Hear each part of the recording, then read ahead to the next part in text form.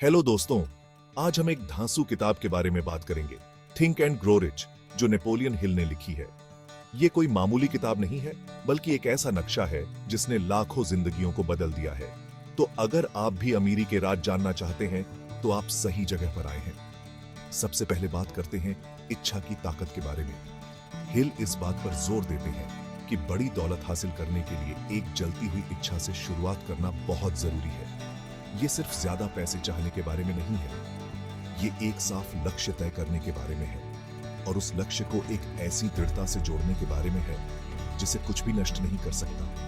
अपने आप से पूछिए, मुझे क्या चाहिए और क्या मैं इसे हासिल करने के लिए किसी भी हद तक जाने के लिए तैयार हूं। अब चलते हैं विश्वास की तरफ।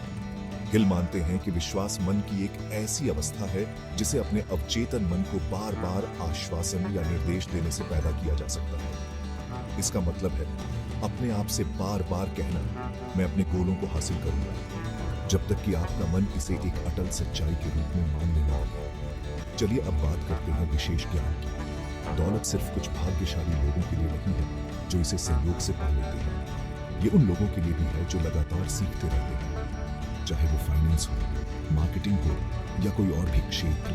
गहन विशेष ज्ञान सफलता की आधारशिला है। तो आप किस चीज के एक्सपर्ट हैं? लेकिन सिर्फ ज्ञान ही काफी नहीं है, उसके साथ सुनियोजित योजना भी जरूरी है। हिल एक व्यावहारिक योजना बनाने के महत्व पर जोर देते हैं और फिर उसे दृढ़ता के साथ पूरा करने पर। हो सकता है कि प्लानिंग हमेशा पहली बार में काम न करे, लेकिन अहम बात यह है कि हार न मानकर आगे बढ़ते रहना।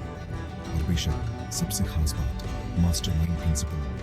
हिल का मानना है कि किसी भी व्यक्ति के पास इतना अनुभव, शिक्षा, स्वाभाविक क्षमता और ज्ञान नहीं होता है कि वह दूसरों के सहयोग के बिना एक बड़ी दौलत जमा कर सके। नेटवर्किंग सिर्फ बिजनेस कार्ड्स का आदान प्रदान करना नहीं है, ये मिलकर ऐसा मूल्य पैदा करने के बारे में है जो कोई भी अकेले नहीं कर सकता।